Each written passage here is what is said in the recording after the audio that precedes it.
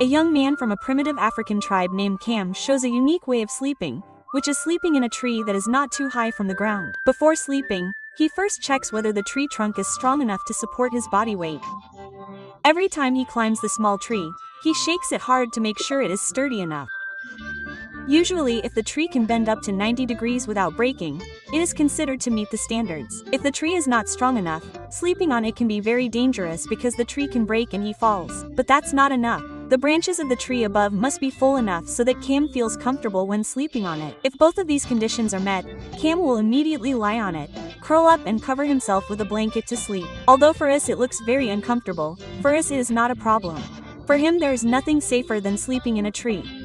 Maybe some are wondering why sleep in a tree and not on the ground. Because in the African plains there are so many insects and reptiles that roam the ground that can attack if you are not careful. To avoid these threats, Cam and his tribe choose to sleep in trees. This helps reduce many disturbances from insects. However, not every time they could find a tree that was really suitable. But Cam had no trouble.